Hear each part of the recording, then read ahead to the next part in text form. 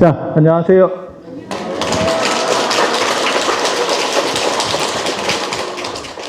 제가 생각보다 잘 다니는 성격은 아닙니다. 의외일 수도 있는데 제가 면허도 없고 어디를 이렇게 막 저는 규칙적으로 이렇게 다니는 거라서 요일마다 이렇게 움직이는 데가 있어요.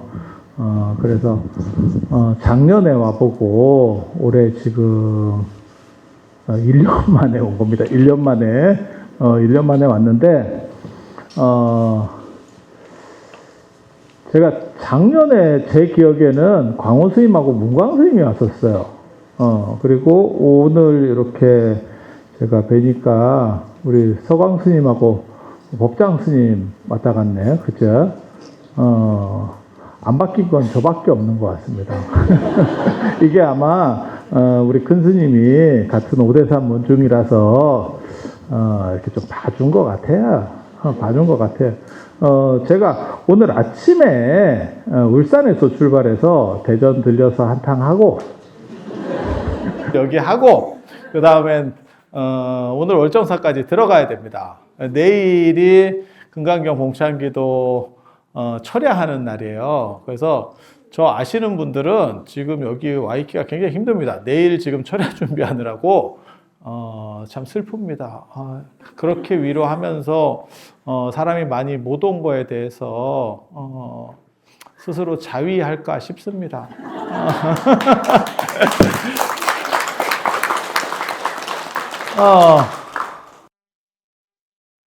이렇게 더울지 몰랐네요.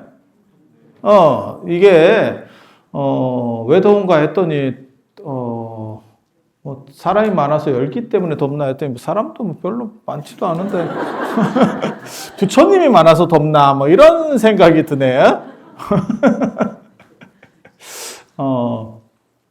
그리고 이렇게 3일 연속 한다는 게 사실 쉽지는 않아요. 그래서 앞에서 아마 서광 스님 때 사람 많이 왔을 거고 첫날이 원래 좀 사람이 많거든요. 그리고 이제 끝날 때 돼서 뭐 파장인데 뭐 이러면서 제꼈지 싶습니다. 자, 개인적으로는 어떻게 살까에 대해서 저도 굉장히 고민이 많습니다. 갑자기 길어진 세상을 사는 시절이 됐어요. 그전에는 오늘도 그런 말씀 하시는 분 제가 만났었었는데, 사주나 이런 거 사실 좀 그게 뭐 맞을까요? 뭐 이런 거 있잖아요. 그래서 제가 뭐라고 말씀드렸냐면, 아마 조선시대 사람들 생각으로는, 여러분은 다 들어가 있다. 살아있다는 생각 자체를 못 할 거다. 그런데 참, 노년도 길어졌고, 노년만 40년인 세상이 됐습니다. 얼마 전에 제가 문상을 갔었는데, 97세였었어요. 그 어른이 주변에 있는 얘기들이에요.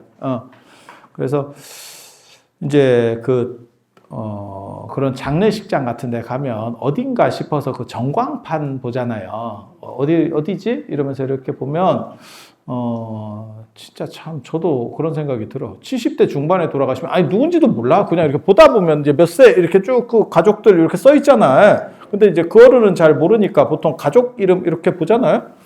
그런데 뭐 한 70대 중반에 돌아가시면 저 어른은 왜 돌아가셨을까? 좀 일찍 가셨네. 이런 생각이 들고 뭐 90 넘어가면 이제 좀 뭐 그런갑다. 이런 정도 생각이 드는 정도가 됐고 여러분은 제가 늘상 말씀드리지만 재수 없으면 3자리고 운 좋으면 90대 중반 이후로 지금 평균 올라가는 걸로 봤을 때는 뭐 특별히 이상하지 않으면 그것까지 갈 겁니다. 그래서 정년퇴직하고 40년, 50년 가까이 가는 게 정당한가에 대한 생각들이 진짜 불현듯 들고, 그리고 야, 이게 맞나 싶은 생각들을 하는데, 제가 어렸을 때는 환갑 전에 50대들이 어른이었는데, 어른이었고, 4.19가 고등학생이 한 거예요. 4.19가 고등학생. 근데, 저도 금강경 봉창기도 이렇게 하고 있는데, 환갑 넘어서 자꾸 싸워요. 자잘한 걸로, 진짜. 쪼잔한 걸로. 내가 진짜 싸울 걸로 싸우면 모르겠는데, 환갑 넘어서 도대체 이게 뭐 하는 짓인가 싶은, 오래 사니까 이제 애가 되는, 옛날에는 환갑 넘으면 상당한 어른이에요. 근데 지금 막 짜잘한 걸로 막 몇 푼 되도 않는 걸로 진짜, 아유, 내가 큰 걸로 싸우면 뭐라고나 하겠다. 그래서 제가 무슨 생각이 드냐면, 초등학교 때 그랬다고. 초등학교 때. 지금은 그런 일도 없어요. 초등학교 때 이렇게 2인 책상. 그러면 금 거놓고 진짜 개뿔도 아닌 거 그거 넘어갔다고 지랄을 하고 지우개를 자르고 뭐 내 거라는 둥 뭐 이런 거 있잖아요. 환갑 넘어서 그걸 합니다. 나 교회는 잘 모르겠고 절은 더럽게 많이 해요. 절의 특징 중에 하나가 할매들끼리 잘 싸워. 나 강원도 사실 강원도는 뭐 그 정도까지는 아니지 싶다는 생각도 들어. 강원도 분들이 충청도 분들하고 강원도 분들이 약간 어떻게 보면 약간 점잖해. 정확하게 말하면 점잖다기보다는 약간 무성의합니다. 그래서 좀 그 약간 별로 이렇게 조금 무신경하지. 그런 성향이 강한 것 같고 경상도하고 이렇게 셉니다. 경상도 세고 서울은 이렇게 돌려가기로. 예의적인 것 같은데 이렇게 싹 돌려가지고 전라도 분들도 그런 거 잘해. 틀린 말은 아닌데 사람이 살짝 기분이 나쁘네. 뭐 이런 거. 그래서 환갑 넘어서도 이렇게 환갑이 넘어도 처리 안 되는 예전에는 결혼 안 하면 철 안 든다 그래가지고 우리 같은 사람들만 철이 안 들었는가 싶었는데 지금은 뭐 결혼해서 막 오만 때만 걸 다 해도 철이 안 들어. 참 진기하지. 진기한 세상이 펼쳐졌습니다. 그리고 여러분들은 그거를 사는 첫 세대가 됩니다. 지금까지는 어른들이 약간 이렇게 어른들을 자녀분들이 약간 봉양하는 정도의 형태들이 그나마 유지되는 상황일 거고 여러분이 거의 마지막 세대일 겁니다. 그리고 봉양할 애도 없어요. 미안한 얘긴데. 여러분 세대만 하더라도 그래도 한 서너 정도 되니까 이 양반이 안 하면 뭐 오빠가 안 하면 동생이 할 수도 있고 뭐 이렇게 그래서 제가 그런 얘기 하는데 어른 모시는 걸 보면 이제 요양원이나 이런 데 수용하는 경우도 있지만 그래도 정서상으로는 지금까지는 최대한 그래도 모셔보려고 해요. 모셔보려고 해. 이제 나중에는 또 바뀌겠지. 생각이 또 바뀌겠지. 예. 그리고 제가 그런 얘기 하잖아요. 요양원이 답은 아닌 것 같다. 왜냐하면 가시기 싫어합니다. 현대판 고려장 다시 돌아올 수 없는 길이라는 것을 안 상황에서는 지금 여러분들이 쌩쌩할 때는 뭐 그때 되면 가지 뭐 그건 지금 생각이고 저도 그렇게 제가 약간 막말하는 것 같아도 제가 이제 제가 어른들한테도 그런 말씀을 드려요. 보살님들한테도 이제 뭐 드시려고 얼마 안 남았는데 많이 드시라고 뭐 이런 패급 이런 거를 하거든요. 좀 있으면 향연기 맡을 건데 씹을 수 있을 때 씹어 뭐 이런 거 내가 잘하거든. 근데 진짜 어른한테는 절대 그렇게 안 합니다. 좀 쌩쌩한 분들한테 그렇게 합니다. 왜냐하면 진짜 어른은 그게 상처받거든. 여러분들 정도면 그런 얘기하면 그냥 재밌게 웃을 정도가 되는 거고 내가 못 웃겠다 싶으면 올라가는 겁니다 지금. 난가요? 이런 생각이 좀 젊은 분들은 그렇게 얘기하면 그러니까 젊다라고 하는 게 뭐 아주 젊은 거 아니고 좀 덜 작은 분들 그런 분들은 그렇게 얘기하면 뭐 내 얘기 아니니까 이제 이러면서 이렇게 짤짤거리고 잘 받아줘. 근데 진짜 어른한테 만약에 그 말씀을 드리면 아마 쎄할 걸 분위기 진짜 이게 뭔가 싶은 그렇게 할 거예요. 그래서 이제 저도 그런 생각을 하는데 지금 여러분들 세대까지는 사실 자녀분들이 그래도 어른 밑에 한 몇 분은 계시니까 이렇게 돌아가면서 하는 경우도 있고 어떤 경우는 뭐 조금 형편이 어려운 분이 총대를 메고 이제 다른 형제들이 좀 도와주는 경우도 제가 봤고 진짜 재밌는 경우도 봤어요. 자발적으로 손들어서 제가 해보겠습니다. 어른 몇 년 안 남으신 것 같으니까 제가 효자래서가 아니고 제일 속을 많이 새겼대. 그래서 마지막으로 효도를 해보고 싶다. 내가 저 어른 부모님한테 제일 많이 이렇게 좀 안 되게 했기 때문에 애를 먹였기 때문에 스스로 징벌이지. 근데 저는 그런 분들 굉장히 높게 평가합니다. 설령 뭐 젊었을 때 그럴 수도 있지 뭐 가족 간에. 제가 늘상 얘기하는 거 있잖아요. 딴 사람은 몰라도 형제하고 또 틀려요. 부모가 그래도 제일 어떻게 보면 자식 이기는 부모 없다는 말을 있는 것처럼 그래도 양보해 주는 게 부모지. 아니 그렇지 않아? 뭐 그렇게 가는 거지 뭐. 자, 그래서 그런 얘기 하잖아. 이 세상에 돈 떼먹고 다 후한 없는 거 없지만 그래도 부모 돈이 가장 먹기 쉽더라. 남의 돈 먹기 어렵다. 남의 돈 먹기 어렵다. 부모 돈 쉽다.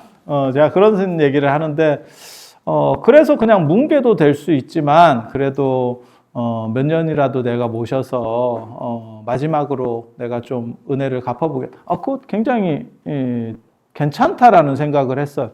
저는 굉장히 좋게 봤어요.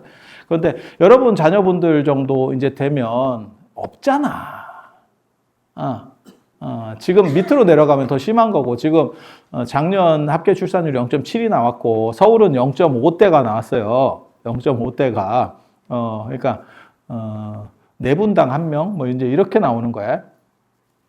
뭐 이런 식으로 쭉쭉 줄어가기 때문에 방법도 없어. 그래서 무언가 대책을 세워야 되는 시절이에요.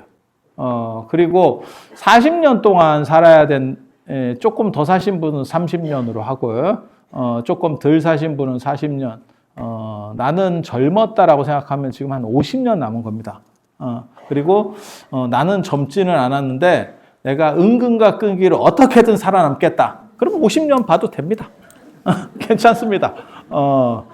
뭐 욕먹고 오래 살면 돼. 막 미친 듯이 살면 돼. 그래서 그렇긴 한데 그 시간을 어떠한 관점으로 살 거냐. 그 관점이 뚜렷하지 않으면 저는 환갑 넘어서도 그 잔 걸로 싸운다. 진짜 몇만 원 갖고 기분 나빠가지고 싸운다.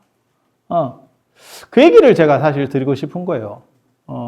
그래서 관점을 새롭게 정립해서 새로운 가치관을 만들지 않으면 제가 그런 얘기 하거든요. 젊었을 때는 성공하고 돈 버는 게 올바른 거예요.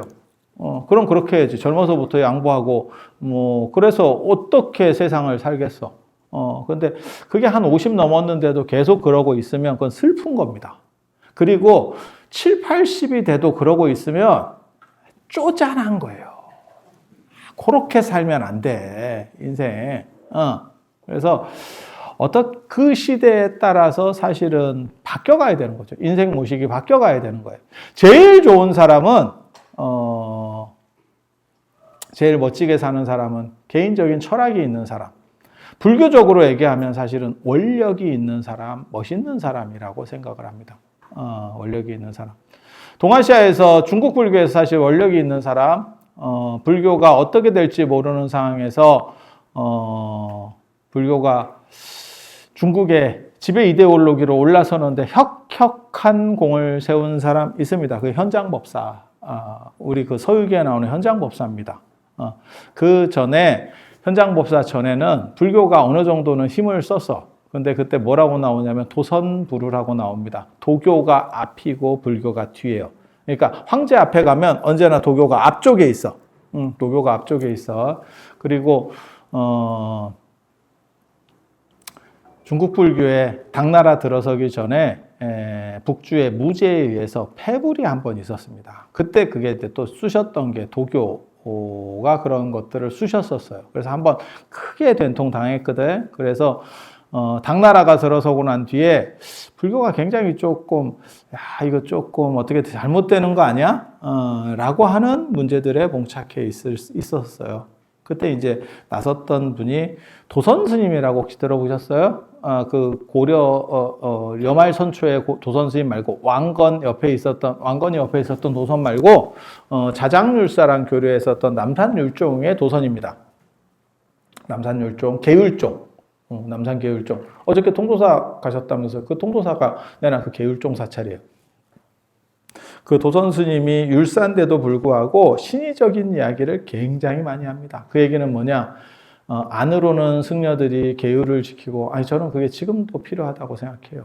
그리고, 밖으로는, 기도나 이런 걸 하면 가피가 얼마나 이루어지는지를 정리합니다.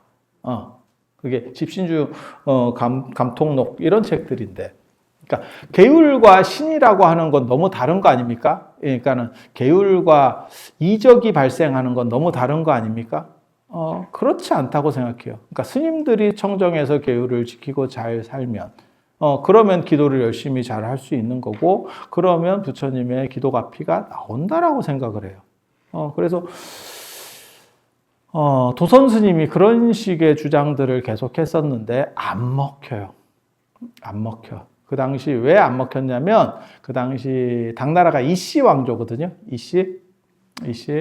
그래서 당고조 이연, 당태종 이세민 이렇게 나오는 거거든요. 그 다음에 나중에 당고종 이치. 이치 굉장히 중요한 사람입니다. 왜냐하면 그때 이제 고구려하고 백제가 날아갔죠. 그래서 한국사하고는 이제 굉장히 이렇게 연결고리가 있는 분인데, 자기네들이 이씨이기 때문에 도교의 시조가 노자예요. 노자. 그들은 그렇게 생각했어요. 뭐 딱 그런 건 아닌데, 사실은. 노자를 높였고, 노자가 이씨예요. 노자가 이씨입니다. 이름이 이이예요. 이이. 그래서, 자기네 성씨에 이씨 중에, 성인이 있다. 그래서, 도교를 높이는 거예요. 그렇게 해서 불안불안하죠. 그때 이제 약간 또 협잡권 하나 끼면, 한따까리 하시면 어떻습니까? 뭐 이렇게 나오면 굉장히 복잡해져. 이게 왕조국가에서는 황제가 이렇게 움직이냐 저렇게 움직이냐가 엄청난 큰 차이가 있습니다. 지금같이 이제 민주사회에서는 뭐 임금이, 대통령이 뭘 하든 그게, 시행하기도 전에 욕해도 돼. 이게 지금 세상이라는 게 그렇게 됐다고. 예전에 왕조국가에서는 있을 수도 없는 일입니다. 지금은, 그래서 제가 그런 얘기 하잖아요. 우리나라에서 제일 많이 씹히는, 조계 중에서 제일 많이 씹히는 사람 중에 한 명이 전대. 전대. 근데 놀랍게도 잘 안 씹어, 의외로. 옛날에는 많이 씹었는데 포기했는 것 같더라고. 잘 안 씹어.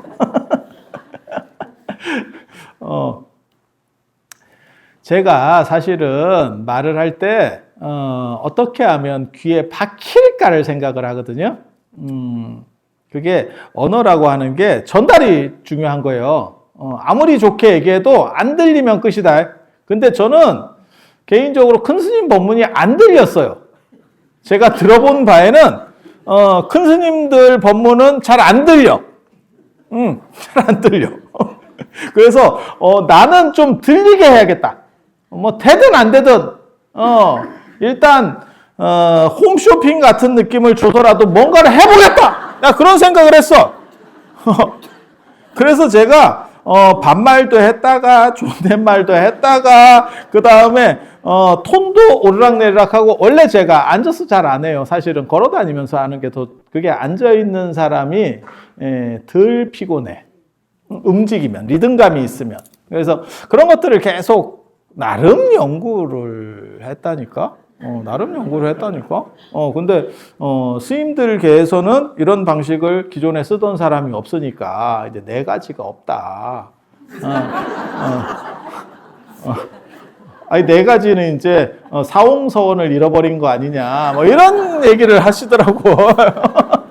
근데 이게, 코로나 시국이 되면서 유튜브로 어른들이 들어왔네. 저는 이 코로나가 굉장히 중요하다. 만약에 예를 들어서 한국 현대사에서 중요한 걸 꼽아라. 그럼 저 IMF 꼽고요. 2002년 월드컵도 굉장히 중요하다고 생각을 해요. 그때 전 국민이 이렇게 쫙 모였던 거 전 세계가 놀랐습니다. IMF는 평생 직장이라는 개념이 깨졌고 우리가 뭔가 해볼 만하다라고 하는 개념이 깨졌어요. 서양 벽에 한번 박살이 난 거지. 그래서, 야, 이게, 세상이 뜻대로 되는 게 아니구나. 라고 하면 사회적 가치들이 움직이기 시작했고, 국뽕이 쉽게 말해서 좀 무너진 사건이죠. 그전에는 80년대, 90년대까지 잘 나갈 때 우리가 그래도 한번 다음은 우리 아니요? 일본 다음 우리입니까? 뭐 이랬다가 너네 아니었죠. 97년 한번 딱 맞고 우리 아닌 것 같은데요. 이런 생각을 하게 된 거고, 코로나 저는 무지하게 중요하다고 생각합니다. 왜? 코로나가 아니었으면 여러분은 인터넷으로 다 안 들어왔어. 제가 장담하는데. 예. 인터넷 나도 쓰고 있었는데 뭔 헛소리야. 맞죠? 여러분 쓰고 있었어. 제가 보통 그렇게 얘기하거든요. 제가 거의 컴퓨터 1세대입니다. 이렇게 얘기해요. 제 위에 분들은 논문 쓸 때도 손으로 쓰고 막 이랬어. 졸업 논문을 손으로. 야, 씨, 한 줄 밀렸으면 죽는다. 다시 다 쓰. 원고지에 쓰고 막 이런 거 있었어요. 근데 저희 때만 하더라도 이제 컴퓨터가 되고, 컴퓨터 되면 뭐 그거 수정하는 거 일도 아니지. 예전에 어떻게 했는지 알아? 그 손으로 써가면 그 진짜 고약한 선생님들이 논문 심사하면서 찢어서 버려버린대. 그걸 논문을 뜯어버리는 거예요. 에라이 씨 이러면서 잘못했어. 이래 찢어가지고 쓰레기통에 넣으면 그걸 못 주워온대. 근데 문제는 지가 썼는데 생각이 안 나지. 아니 그럴 수 있어. 표절을 했다는 뜻이 아니에요. 야 이만큼을 써봐. 내가 그때 거기다 못 썼는지 내가 알아. 그게 매기는 방식이거든. 선생들이 쉽게 말해서 학생을 조지는 방식이라고. 너 한번 엿 먹어봐라. 뭔 뜻인지 아시겠죠? 그러니까 체크만 해서 주는 게 아니고 찢어버린다니까 그 자리에서. 그럼 뭐 에라이 이러면서 했겠지. 근데 컴퓨터로 하면 아무리 찢은들 뭐 하겠어? 띄우면 끝인데. 이거 출력이잖아. 출력. 컴퓨터 1세대고 제가 하는 얘기가 있어. 저보다 연세 많이 드신 분들은 컴퓨터보다 차라리 스마트폰이 편하다. 스마트폰은 쓸 수밖에 없었기 때문에 좀 써봤고, 컴퓨터는 언제 쓰냐면 특수한 분 말고 일반적인 분들은 손자 꼬드기려고 한 대 갖다 놨지. 근데 손자가 그걸로 꼬드겨서 오느냐? 안 옵니다. 왜? 하도 안 키니까 업데이트가 잘 안 돼가지고 손자가 그걸로는 게임을 안 해. 그거라도 갖다 놓으면 애가 올까 싶어서 해놨는데 이 자식 안 와. 아니 딱 그 정도예요. 딱 그 정도. 그래서 스마트폰이 여러분들에게는 더 쉽다. 사실 저는 컴퓨터가 더 쉽거든요. 지금 애들은 있잖아요. 스마트폰이 더 쉬워요. 그래서 보고서도 스마트폰으로 해. 그런 애들도 있어. 진짜. 우리는 보고서를 스마트폰으로 적어봐라. 죽습니다. 진짜 죽습니다. 이거. 근데 걔네는 그게 돼. 그러니까 아예 처음부터 걔네는 스마트폰부터 쓴 거고, 그리고 저 같은 경우는 컴퓨터를 쓰다가 스마트폰으로 걸쳐 있는 거고, 그래서 스마트폰보다 컴퓨터가 편해요. 여러분은 어쩔 수 없이 스마트폰으로 한 달이 걸친 거, 개구리 주차하듯이 지금 들어가 있는 거지. 여러분들은 정확하게 말하면 교환수부터 썼잖아, 전화기를. 그리고 이장이 아무개집 전화 왔어요? 이렇게 하면 그 와가지고 뛰어와가지고 전화 받고, 기억나시죠? 연세 드신 분은 돌리는 거. 야, 씨, 전화기 무슨 발전기도 아니고 전화기를 돌려. 그런 거 했었잖아. 그리고 예전에 수사반장 이런 거 보면 그거 있었다. 다이얼 전화기는 이렇게 하면 그 전화기 돌 때마다 소리가 좀씩 틀려요. 그래서 그게 어디다 전화하는지를 소리로도 아는 놈이 있어. 우리 지금 집 문 이렇게 전자키 누를 때 이렇게 지문 이렇게 보면 대충 요 번호인갑다 이렇게 밀가루 같은 거 뿌려보면 나온다니까. 왜냐면 눌렀던데 계속 개기름 묻어 있잖아. 아니 맞잖아. 핸드폰도 오래 쓰면 그거 이렇게 티난다. 많이 누르는 버튼 티난다. 맞잖아. 그렇게 해서 원래는 여러분들이 인터넷 세상에 3차 혁명이 인터넷 혁명인데, 여러분들은 그렇게 인터넷 혁명 속에 3차 혁명 속에 많이 안 들어왔었어. 근데 코로나를 거치면서 안 들어올 수 없는 상황이 벌어졌다니까. 제가 처음에 코로나 터졌을 때 코로나가 6개월 정도 걸렸으면 세상을 못 바꿨을 겁니다. 그렇게 됐으면 신세계 이마트가 아직도 쿠팡을 이기고 있을 거예요. 근데 지금은 뭐 신세계, 뭐 롯데, 그다음에 홈플러스 다 합쳐도 쿠팡한테 안 돼요. 그래서 얼마 전에 홈플러스 들어 누웠잖아. 에라이 씨 이러면서 들어 누웠잖아. 아니, 맞잖아. 그리고 이마트나 이런 데도 가는 거 아닙니까? 지금 롯데도 유동성 위기 롯데 J월드타워를 담보로 제출해. 뉴스 안 봐? 뉴스 안 봐? 아니 내가 지금 무슨 이상한 얘기를 하는 것도 아니고 그 뉴스에 계속 나왔어. 아니 그렇잖아요. 근데 처음에 코로나가 터졌을 때 이거 이제 못 모이게 하고 뭐 그러니까 제가 그때도 그런 말씀을 드렸어. 어른들한테, 저희 그 보살님들한테. 요즘은 두부 같은 것도 다 배달이 돼요, 택배로. 그랬더니 뭔 말을 하냐고. 그게 되냐고. 물이나 이런 거 되는 거지. 근데 다 되잖아, 신선식품도. 그때도 됐었어. 근데 잘 안 썼던 거지. 그러다가 코로나 시국이 뭐 몇 년을 가버리니까 진짜 그때 고통받으신 분들 많죠. 자영업 하시고 뭐 이런 분들은 여행사 뭐 이런 거 다 마찬가지예요. 그렇게 오래 갈 줄 알았으면 폐업하고 기다렸으면 차라리 덜 그거 됐을 건데, 노래방 뭐 다 마찬가지일 거예요. 너무 오래 갔지. 그래서 이빨 꽉 깨물다가 풍치 걸리고 임플란트 하고 난리 났지. 아니 맞잖아. 그렇다고 이거 딱 그 느낌이지. 한 1년 반 정도 지나니까 그 느낌이지. 우리 그 예전에 버스 언제 올지 모르고 이렇게 기다리다가 그런 거 있었는데, 그러니까 나는 99번을 타야 되는데 오는 버스는 98번인데 내가 내리려고 하는데 한 반 정거장 옆에 내리네. 요거 타야 되나? 계속 기다리고 있는데 99번 잘 안 올 것 같은데. 요즘은 시간이 정확하니까 되는데 저거 타고 그냥 가서 조금 걸어갈까? 에라이. 계속 기다린 김에 계속 기다릴까? 이 느낌. 아마 코로나 한 1년 반쯤 됐을 때 많은 분들이, 자영업자 중에 많은 분들이 그 느낌 했을 거예요. 이거 진짜 끝까지 가야 되나? 처음에 접었으면 차라리 나았을 건데 버틴 게 아까워서 이거 진짜 해야 되나 말아야 되나? 진짜 고통 많이 받으신 거예요. 참 그렇지. 슬픈 일입니다, 사실. 슬픈 일. 그리고 정부는 뭐 감기랑 똑같은 거라서 얼마 지나면 없어질 거예요. 계속 그랬어. 근데 감기치고는 독한 놈이지. 여름에도 안 없어지고 온열 개도 안 걸린다는데 또 계속 백신 맞고 있었고 뭐 이랬는데 뭐. 그리고 그 상황 속에서 여러분들이 인터넷 안으로 들어왔죠. 들어왔죠. 그래서 지금은 마트를 안 가는 이유가 뺑뺑이 돌리니까 안 가. 누가 물 사러 마트 가냐? 문 앞에 배달하는데. 어떤 집은 이제 여러분들 정도면 그래도 그렇지는 않지만 젊은 분들은 뭐 원룸 살고 이런 분들 있잖아요. 물 집 안으로 안 넣어놓습니다. 그냥 밖에 놓고 뺏어 먹는다. 들고 들어가기도 귀찮고 짐도 많이 차지하고. 이해가 돼? 그럼 누가 훔쳐가면 어떻게 합니까? 가가라 그래. 우리가 그거는 또 대단해요. 물건을 잘 안 가가, 의외로.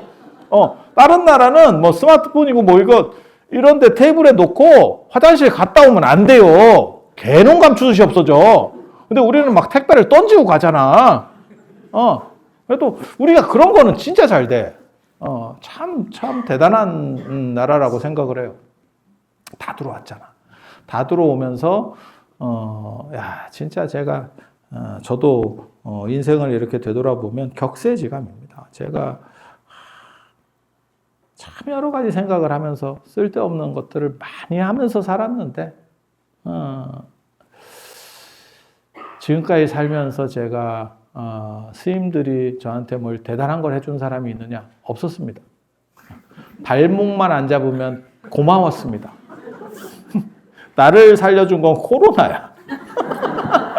야, 씨, 코로나가 살렸다, 코로나가. 이런 일이 있을 수 있나 싶은 생각이 드는데, 그래서 여러분들이 유튜브나 뭐 이런 쪽으로 이제 점점 들어오게 되면 할 일이 없으니까. 그래서 그렇게 들어오다 보니까 저 같은 사람도 만나고, 그전에는 제가 굉장히 독한 캐릭터였는데, 제가 하는 얘기 있거든요. 제가 그래도 라면계 신라면 같이 이렇게 이런 말 저런 말 안 가리고 냅다 지르고 이런 걸로 살아왔는데, 유튜브 시절이 되고 인터넷 안에 어떤 놈들이 생기냐면 불닭볶음면, 핵불닭볶음면 뭐 이런 놈들이 워낙 많이 생기니까 우리는 진라면이 됐어요. 우리 정도로는 괜찮아.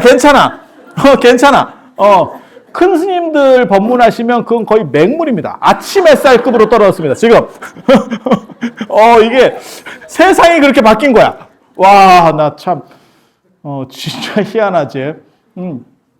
그렇게 해서 여러분들도 삶의 패턴이 바뀌었어요. 그래서 제가 계속 코로나 때도 저는 사회현상이라든지 이런 변화들이 어떻게 되느냐가 굉장히 궁금해하고 그걸 재밌어요. 그러니까 한국 문화의 흐름 변화 이런 걸 되게 재밌어하고 그런 걸 좋아하는 사람이거든요.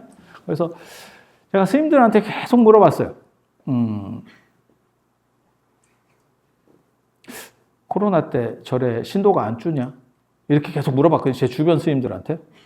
줍니까? 매출이 줍니까? 이랬더니 신도는 안 오는데, 코로나 이제 잘 못 오게 하니까 신도는 안 오는데 매출은 안 준대. 매출은 안 준대. 그래서 제가 뭐라고 얘기했냐면 3년 지나면, 한국 사람들은 3년 지나면 끊는다. 몸이 끊어지면 마음이 끊어진다. 내가 그렇게 얘기했거든.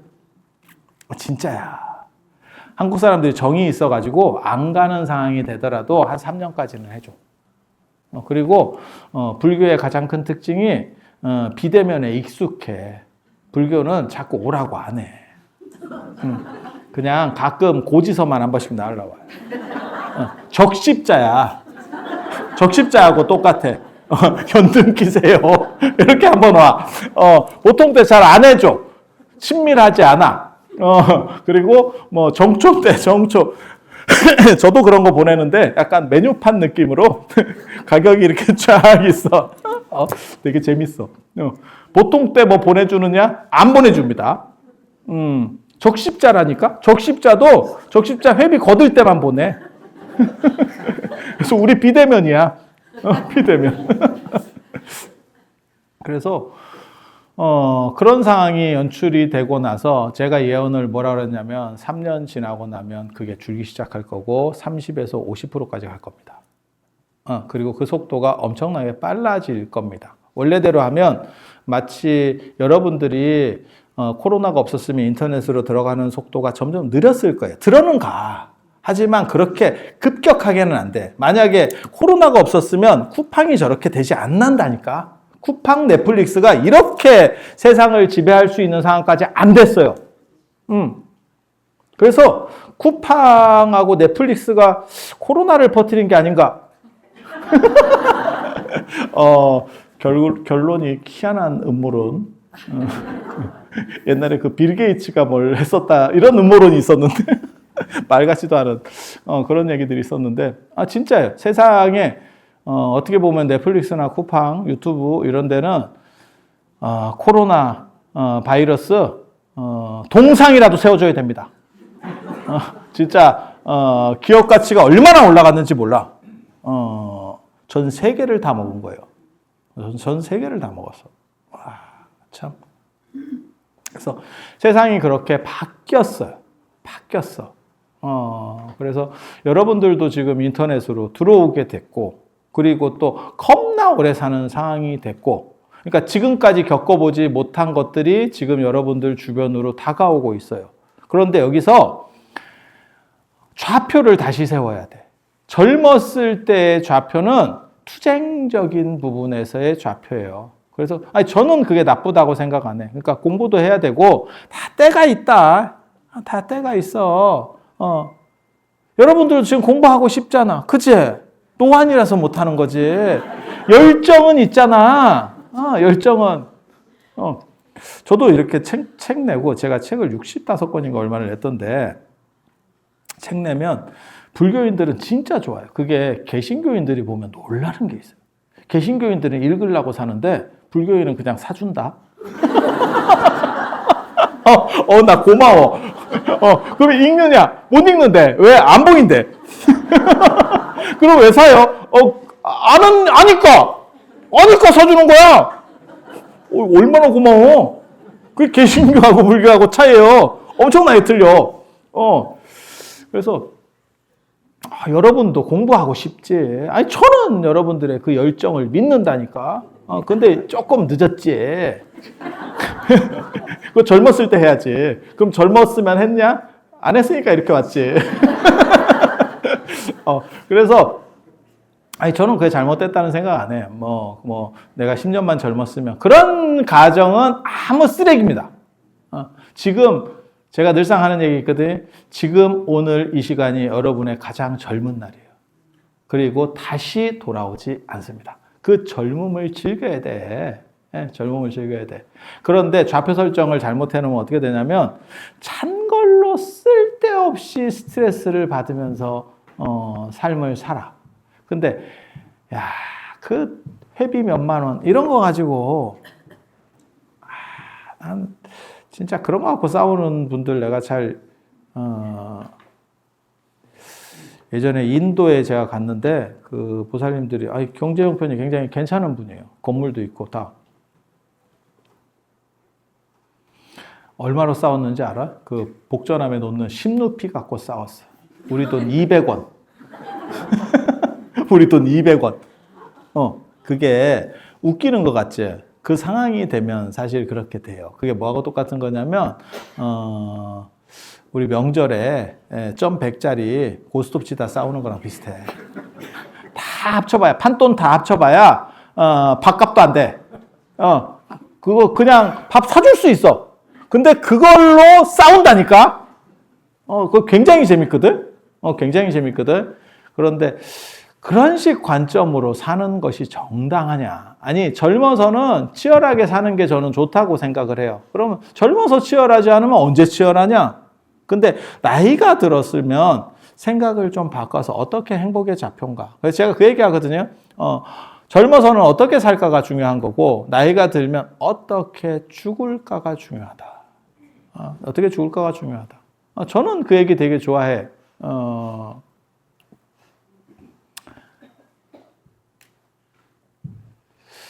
시한부 인생, 저는 스스로는 그 생각을 합니다. 이 세상에 가장 안 좋은 병은 치매고, 그게 너무 슬프지. 주변에도 계실 거예요. 이 정도 계시면 어른 중에 이렇게 환자가 계실 거예요. 그리고 그것도 뭐 이쁜 치매해서 좀 괜찮은 분도 있고, 진짜 지랄 같은 거 있거든.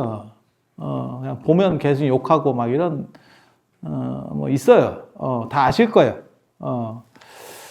치매가 가장 안 좋은 질병 같고, 그거는 아무리 병이라고 생각하더라도 그런 식으로 몇 년간 감정이 굉장히 안 좋게 되면, 쥐나서 또 이렇게 코에 침 바르고 있고, 너무 없어 보여요.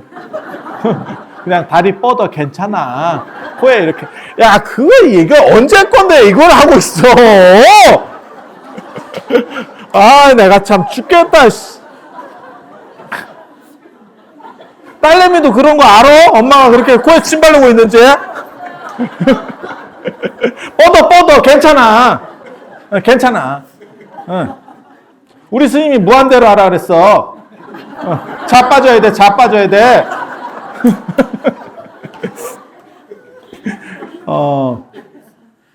치매가 제일 안 좋은 병 같고, 그 다음에 시한부 인생, 저는 오히려 한 80 중반 넘어가면 암 같은 거 걸려서 한 2년 남았습니다. 나 이런 것도 괜찮지 싶어.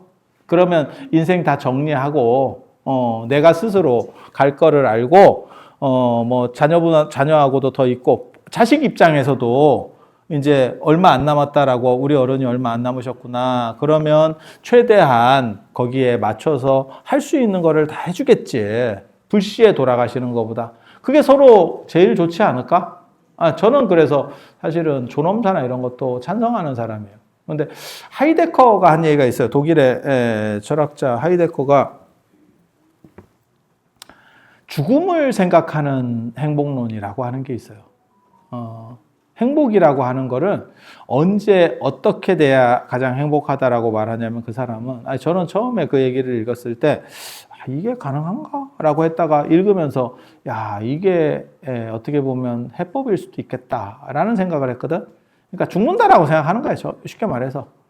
동아시아는 특징이 안 죽는다라고 생각해. 특히 연세 드신 분들 앞에서는 죽음에 대해서 절대 얘기하면 안 돼요. 그러니까 아까 저도 그런 얘기 했잖아요. 진짜 연세 드신 분한테 제가 그런 식으로 얘기하지 못한다. 왜? 그건 그분에게 상처를 줄 수 있으니까. 어느 정도 사근 분한테는 그렇게 얘기해도 뭐 한 20년, 30년 남았는데 뭐 이러면 그냥 장난으로 받아들여. 차이가 있지. 근데 죽음을 생각하게 되면 내가 예를 들어서 뭐 1년 뒤에 죽는다. 아니, 그냥 가정을 하는 거예요. 그렇게 했을 때 내가 진짜 하고 싶은 것과 내가 나에게 소중한 것이 다시 가려진다는 거예요. 제가 그런 얘기 하는데, 이 세상에서 가장 나를 위해서 잘해준 게 부모고, 약속을 잡으려고 하면 가장 뒤로 밀리는 게 부모예요. 뭔 뜻인지 아시죠? 뭐 꿈자리가 사나워 이렇게 전화가 오면 내가 한번 갈게. 엄마 갈게. 다음에. 지금은 아니고. 내가 지금 바쁘거든. 걔 밥 주러 가야 돼. 아니야. 진짜 그런 거예요. 여러분들 혹시 그런 생각 안 해보셨어요? 연세가 드시다 보니까 점점 어떻게 보면 돌아가신 어른 생각 더 많이 나지 않아요? 그리고 저는 그런 생각을 하거든요. 제가 지금 출가한 지 30년이 좀 넘었는데 저보다 훨씬 선배. 아마 저 태어날 때쯤에 아마 출가하셨을 거예요. 우리 어른은. 근데 제가 출가한 지 한 10년쯤 됐을 때 무슨 생각했냐면 도대체 어른들은 왜 저렇게밖에 못할까 이랬었어. 더 잘해서 치고 나가야 되는 거 아니요? 밑에 사람을 위해서 더 치고 나가줘야 되는 거 아니요? 그렇게 했는데 한 30년 정도 됐다는 게 뭐냐면 군대로 얘기하면 한 대령 가까이 올라온 겁니다. 이제 중간 이상 어떻게 보면 약간 부장급 이제 이 정도까지 올라온 거야. 근데 무슨 생각이 드냐면 우리가 저 어른들만큼이나 할 수 있을까? 갑자기 그 생각이 들어. 그리고 여러분도 아마 비슷할 거라는 생각을 해요. 그러니까 부모님들 한번 생각을 해보면 내가 내 자식에게 내가 받은 정도만큼 해줄 수 있을까? 돈의 문제가 아니고 정성의 문제. 그게 생각보다 무게가 다르게 다가와. 그렇지 않아? 그런 게 있으면 철들은 거고, 철들었다는 건 갈 때가 됐다. 절묘하게 엮어가지? 재밌잖아. 그래서 죽음을 자꾸 생각할수록 진짜 나에게 중요한 것은 무엇인가를 생각한다는 거예요. 자잘한 거는 사실 그게 이렇게 돼도 되고 저렇게 돼도 돼. 그게 그렇게까지 중요하냐? 네가 만약에 시한부 인생이라면 너는 누구를 우선순위로 두겠냐? 아니 그 생각을 한 번씩 해보라는 거예요. 하이데커가 말하는 게 그런 식 어법이거든. 그런 식 논리거든. 그래서 네가 진짜 소중한 것과 네가 지금 해야 된다라고 생각하는 것을 구분을 좀 해봐.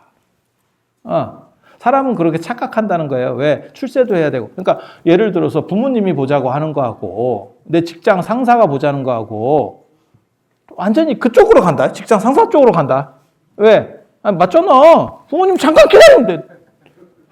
뭐 별로 할 일도 없는 양반이 좀 기다리면 되지. 그러다가 돌아가시면 부모 사후회가 나오는 거예요. 주자 10회원에 나오는. 부모가 돌아가시면 후회한다. 그래서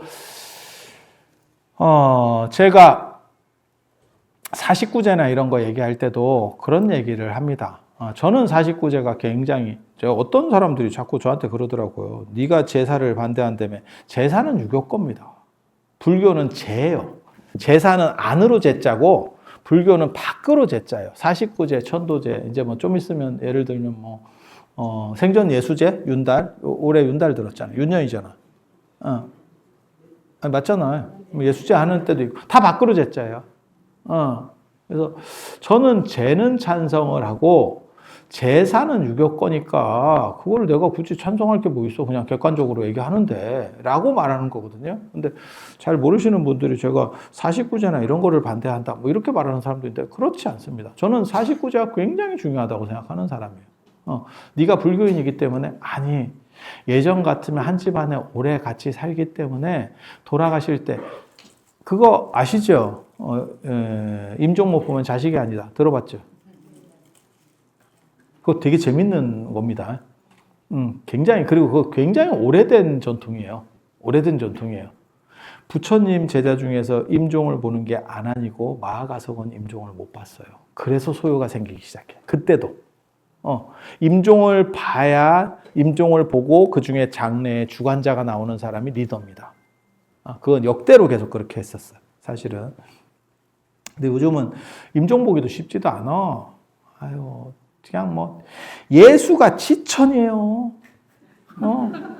돌아가시나 싶어서 병원에 보내면 살아와. 다시 부활해 오고, 또 부활해 오고. 그래, 거기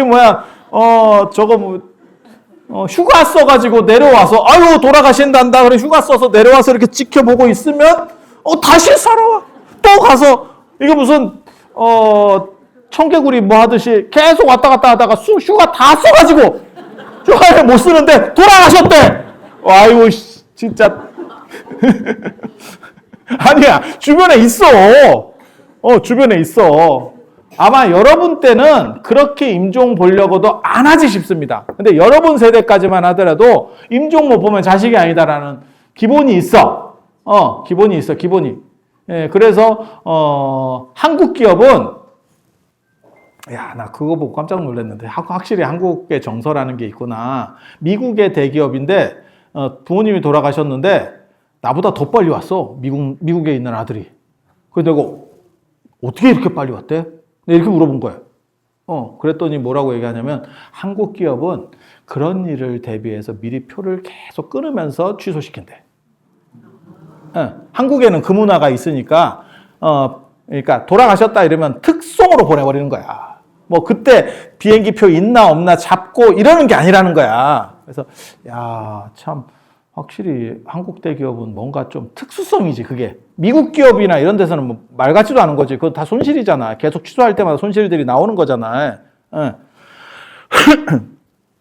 임종 보는 문화가 있는 거고 사실은 사주에서 이런 얘기 했다는가 모르겠다. 우리 어른 계신데 나 조금 안 맞은 얘기일 수도 있는데 사주에서 자식이 4명이다 이러잖아요. 임종 보는 자식입니다. 거기서는 자식이 8이라도 임종은 4시 본다라는 뜻이에요. 그래서 임종을 못 보는 자식은 자식 숫자에도 안 쳐요. 그거 되게 재밌어. 저도 그거 보고 제가 되게 재밌는 문화구나. 이게 굉장히 특이한 문화구나. 자식이면 자식이지. 임종 못 본다고 자식이 아니요? 임종 못 보면 유산 안 줘? 지금 법하고는 완전히 다르잖아. 그렇죠. 그래서,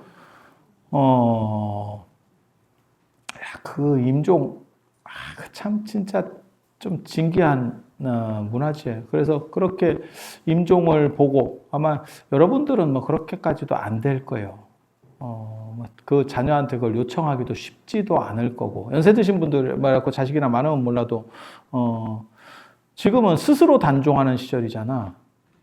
여러분들 세대는 손만 잡고도 결혼하는 시절이 있었고 제일 웃기는 거는 동생이 시집을 가야 돼서 결혼했어요도 있어. 동생이 지금 급해서 위에서 비켜줘야 된대. 그런 얘기 들으면 진짜 어떻게 보면 재미도 있었지만 슬프기도 했어요. 그때 무슨 표현을 썼냐면, 저는 그 얘기, 여러분 다 들으셨던 얘기일 거예요. 똥차가 지나가야 새차가 나간다고, 똥차가 치워줘야 새차 간다고, 그렇게 해서 그냥 몇 번 선보고 그냥 보냈어. 몇 달 만에. 놀랍게도 잘 살아. 시절이 진짜 웃긴데 지금은 살아보고 결혼을 해도 깨져. 그때는 대충 갔어. 이 안에도 있을걸? 대충 갔어. 내가 들은 얘기 중에 제일 재밌었던 게 결혼하고 첫날 밤을 보내니까 남편이 나보다 키가 작은 줄 알았어요도 있어. 야, 그게 가능한가 내가 싶기도 한데 아니야, 그렇게 오래된 얘기 아니에요. 다 여러분 세대 참. 그래서 시대가 지금 바뀌었어. 시대가 바뀌었어. 그리고 그거는 이제는 노후는 스스로 준비해야 돼. 스스로 준비해야 돼. 그러니까 자식이 뭘 해줄 거다. 그런 생각하지 마. 그리고 무엇이 중요하다에 대해서 생각하세요. 그거는 어떻게 생각하면 되냐면 내가 죽을 거다. 한 1년 남았다. 그러니까 1년 뒤에 죽으라는 얘기가 아니고 그 생각을 해서 반조를 해보면 내가 소중한 거를 우선순위로 하게 된다. 그 얘기를 하는 거예요. 진짜 소중한 것은 무엇이냐에 대한 생각을 하는 거예요. 보통 남자분들 같은 경우는 여자는 내숭으로 죽고 남자는 가오로 죽어요. 나이 먹어도 가오로 죽는다, 진짜. 저 같은 경우도 참 그 가오 때문에 많이 띠끼거든. 턱 밑까지 밀어넣고 뭘 내래. 난 내기 싫은데. 그리고 제가 늘상 하는 얘기 있어요. 내가 진짜 출가한 지 30년이 넘는데 내가 제대로 된 말싸주지 한 번을 못 해봤는데. 뭔 놈 방위비를 자꾸 그렇게 뜯어가는지. 아이고, 내가 참 죽겠다. 그리고 내가 진짜 노출 빈도가 많으니까 돈을 쓰는 줄 알아요. 참. 절 하나도 없는데. 환장하네, 진짜. 그래갖고 절없다고 얘기하면 어른들이 또 뭐라고 말씀하시냐면 공부하는 사람이. 공부하는 사람은 그런데 충실하면 되는 거야. 이렇게 또 얘기한다? 뜯어가는 사람은 또 뭐라고 얘기하냐면 그 정도 했으면 이 정도는 내셔야죠. 야, 씨, 뭐 이게 장난하나, 씨.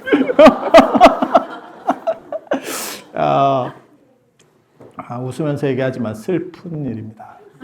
슬픈 일입니다. 그래서 새로운 좌표들을 만들어 가야 돼. 그리고 그것에 실패하면 진짜 힘들 거예요. 그리고 저는 그 해법이 종교에 있다고 생각해요. 특히 불교에 있다고 생각을 합니다. 그래서 제가 금강경 봉창기도 만들 때도 무슨 생각을 했냐면 연세 드신 분들은 새로운 사람을 사귀기 어렵다. 이게 나이가 들면 아는 사람은 줄어들고, 그러니까 뭐 삐져서 줄어드는 경우도 있고, 부고장으로 줄어드는 경우도 있고, 양싸대기가 나옵니다. 아니야. 그리고 부고도 친구 부고는 틀려요. 무게감이 다릅니다. 우리 어른들 부고는 그러려네. 저도 그렇더라니까. 저보다 훨씬 위에 어른 스님이 돌아가셨어요. 열반하셨어요. 이러면 저 어른 그치 이렇게 생각하는데 제 도반이 죽잖아. 도반인데 제가 좀 일찍 출가했기 때문에 제 도반인데 나이가 저보다 많아요. 이게 절은 그런 거예요. 절은 그래. 절은 나이 순이 아니야. 그래서 그냥 그때 또 이렇게 도반으로 묶이면 한 20년 차이가 나는데도 퉁! 이래가지고 군대처럼 가. 이게 되게 웃겨. 되게 웃겨. 근데 저보다 열댓 살 많으면 당연히 저보다 먼저 죽을 수 그렇지 않을까? 물론 가는데 순서는 없다고 얘기하지만 제가 장담하는데 여러분이 저보다 빨리 갑니다. 순서는 없는데 빨리 갈 것 같아. 내가. 그리고 가서 어디로 가야 될지 모르면 잘 서 있어. 제가 전에도 그런 말씀 해드렸죠? 아리랑 부르고 있으면 제가 간다고. 몇 년 뒤에 간다. 몇 년 뒤에 간다. 제가 딴 건 몰라도 오만 그런 사후세계 이런 것들 내가 길 이런 거 잘합니다. 물론 이제 요리를 책으로 배웠어요. 뭐 이런 거하고 비슷해가지고 실전에서 얼마나 먹힐지 내가 잘 모르겠는데 내가 잘 알아. 잘 알아. 그래서 여러분들이 지금 새로운 가치관으로 정립하지 않으면, 그리고 또 뭐가 있냐면 저는 그 얘기를 해요. 북한경 봉창기도 같은 데 와서 새로운 사람들을 만나면, 여기도 마찬가지예요. 이게 의외로 연령이라든가 이런 걸 떠나서 새로운 사람들을 만날 수 있게 해줘. 그러니까 비슷한 나이 또래만 만나는 게 아니고 위아래를 좀 열어놓고 만난다니까. 그게 굉장히 중요하다고 생각해요. 비슷한 또래끼리만 있으면 사근 집단이죠. 좀 위도 있고 아래도 있고. 강원도 사람들은 뭐라 불러요? 경상도 사람은 경상도 사람은 형님이라고 부르거든? 강원 사람들은 뭐라고 불러요? 여기도 형님이라고 불러요? 아니, 저보다, 여성분들끼리, 그러니까, 언니지, 언니. 언니를 경상도에서 형님이라고 불러. 형님! 이렇게, 조직같이. 강원도도 그렇게 부르나? 그냥 언니인가? 형님인가?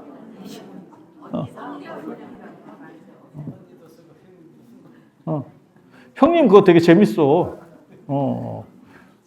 예전에는 첩으로 들어가서도 형님 이렇게. 죄송합니다. 그냥 농담. 그래서 위아래가 섞여서 친한 사람들끼리, 저는 절이 그 역할을 좀 해줬으면 좋겠다라는 생각을 해요. 그러니까 지금은 자꾸 절이 기도만 하고 끝날 게 아니고 공공의 목적과 관련해서 서로 좀 이렇게 대화가 좀 잘 이루어지고 소통하고 새로운 사람들을 좀 만날 수 있는 장이 됐으면 좋겠어요. 그러니까 젊은 사람은 어차피 없어. 그래서 제가 그 얘기 하잖아. 절에는 젊은 사람 없어. 왜? 부처님께서 절에 대부분 오시는 게 보살님들이잖아. 스님들 수행 열심히 하시라고 딴 생각 안 나게 다 사근 분들만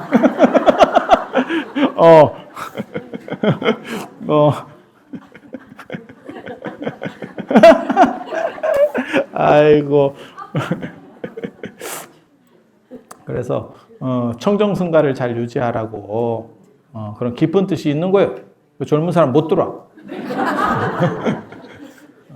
근데 저는 그 생각을 하거든요. 개하고 대화를 하면서 사는 것이 정당하냐?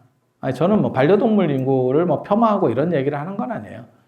개하고 얘기할 거는 개하고 얘기를 할 수 있지만 사람과 얘기할 수 있는 부분이 존재해야 되지 않을까? 그리고 그거는 자기를 내려놔야 돼요. 그러니까는 뭐 내가 누군데, 내 아들이 뭐 하는데 다 필요 없어. 다 필요 없어. 자기가 스스로 다가가지 못하면 절대 친해질 수 없어. 그러면 내가 그래도 형편이 좀 어쩌고 저쩌고 뭐 어쩌고 저쩌고 어깨에 힘주고 싶으면 풀어. 풀면 사람 대접받아. 그런데 제일 안 좋은 게 이제 안 풀면서 사람 대접 받으려고. 아니, 그런 사람들 많이 있어요. 그러지 말고 그냥 초등학생처럼 다시 되돌아갔다고 생각을 하세요. 그래서 좌표를 새로 설정하고 그냥 친구를 사귄다고 생각을 해요. 저는 그게 굉장히 중요하다고 생각하거든요. 그렇지 않으면 앞으로 40년은 어떻게 할 거야? 개하고만 한번 살아볼 텨. 나중에는 개만 계속 보다 보면 개가 사람인 줄 알고 사람이 개인 줄 안다. 서로 반대를 보기 때문에. 그래서 스스로를 내려놓고 서로 화합하려고 하세요. 그리고 저는 제가 그 얘기 하는데 특히 남성분들 그 가오 때문에 죽어. 진짜 개뿔도 없으면서 내가 옛날에 뭘 했어. 어쩌라고. 야, 대통령도 다 깜빵하는 게 이 나라야. 깜빵 한번 가볼 텨? 뭔 소리야 지금. 그냥 옆에 보살님들 옆에 이렇게 혼자 있으면 쭈삣쭈삣하지.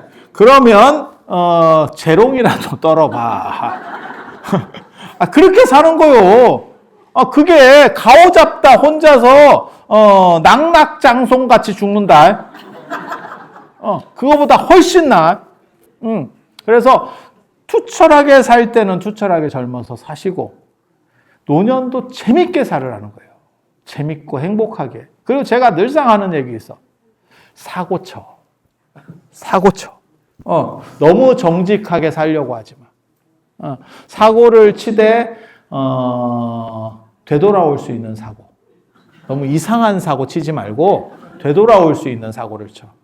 그러면 인생이 재밌어. 그래서 제가 그 얘기 하거든. 혹약제언이라고 주역에 나오는 말인데 저는 그 말을 참 좋아하거든요. 그 주역 건캐에 나오는 말인데 물고기가 연못에서 이렇게 튄다 가끔 이렇게 연못을 이렇게 쫙 튀거든. 근데 그게 튀었을 때 그게 튀는 물고기들이 다 관종이거든. 굳이 뭐하러 튀어? 물고기가 그냥 물에 자빠져 있지. 뭐하러 나오냐? 그렇잖아. 그냥 거기 있어. 근데 이렇게 튀는 놈들이 있어요. 봐봐. 튀는데 공기 한번 쐬고 싶어 했겠지. 신선한 공기 이러면서 한번 튀겠지. 제가 그 물고기 튀는 놈들의 심리를 잘 알아요. 저도 평생 그렇게 살아왔거든. 그리고 모난돌이 정 맞는다고 정 두드려 맞고 이렇게 맞고 또 올라오고 마치 그 두더지처럼 이렇게 망치로 한 대 맞고 또 올라오고 평생 내가 그렇게 살았다. 근데 혹약제언은 뭐냐면 그렇게 튀되 연못 밖으로 빠지면 안 된다는 거예요. 연못 밖으로. 그러니까 너무 힘있게 해서 이상한 거 하지 마라 말이야. 집안이 풍비박산나는 그런 거 하지 마. 살짝 미치지 완전히 미치지 마라 말이야. 그게 혹약제언이야. 뛰어도 거기서만 튀어라. 밖으로 나가면 안 된다. 혹 이렇게 튀더라도 제 연못 안에 있어야 된대. 그러면 재밌대. 저는 그 얘기를 되게 좋아해. 그래서 인생이 너무 이렇게 밋밋하고 뒤에서 사람이나 씻고 이 정도 갖고는 재미가 없는 거예요. 가끔 사고를 한번 쳐주면서 그 사람이 그랬대. 내가 그런 얘기 하잖아. 옛날에 학교 다닐 때도 한번 봐봐. 기억나는 선생님, 인격자 기억납니까? 미친 개가 기억나는 거야. 약간 또라이 같은 선생님 기억나? 그래서 그 선생님들이 여러분에게 추억을 주려고 그 행동을 한 거예요. 그 선생님이 진짜 인격자야. 학창시절에 추억을 줬어. 그 선생님들 없었으면 재미가 없어. 기억할 게 뭐가 있냐? 자녀도 마찬가지예요. 여러분이 돌아가시고 난 뒤에 기억할 걸 줘야 돼. 그래서 개돈도 한번 띄어먹고 도망가 보고. 그럼 우리 엄마가 옛날에 개돈 띄어먹고 도망갔잖아. 제쌍에 모여서 자식들이 그 얘기한다. 야, 우리 엄마 진짜 인생은 해교처럼 이렇게 살아온 것 같지 않냐? 돈 들고 튀었더라. 아니 너무 밋밋하게 살면 우리 엄마는 참 우리에게 잘해줬어. 끝. 그렇게 살면 재미없어. 그리고 이렇게 모임할 때도 마찬가지예요. 약간 미치는 게 재밌어. 약간 미치는 게 재밌어. 그러면 다큐가 재밌어? 다큐는 재미없어. 모든 영화 이런 거 봐봐. 그런 거 다 말 안 되는 게 재밌어.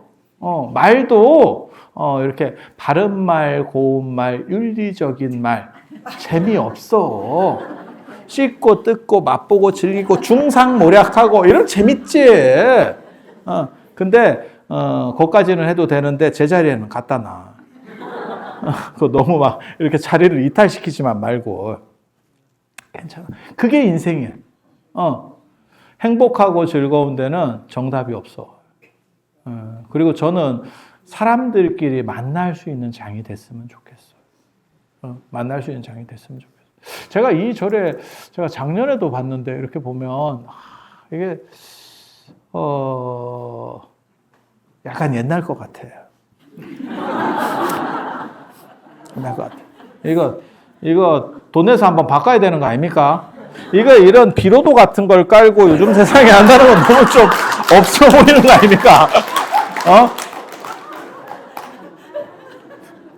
그리고 내가 저 합창단 진짜 적응 안 되거든, 저 옷.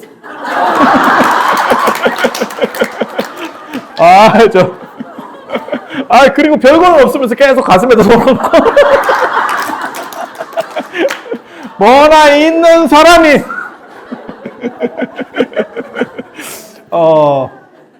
그래서 제가 마지막으로 여러분들에게 그 말씀 드릴게요. 절에 와서 기도하시면서 우리 큰 스님 따라서 재미있게 노실 수 있고 행복하게 하실 수 있고, 그리고 그것은 사후세까지 갈 수 있는 거예요. 정신줄을 반드시 붙잡고 사후세까지 가지고 갈 수 있는, 사실 그게 불교 기도의 어떻게 보면 힘이거든.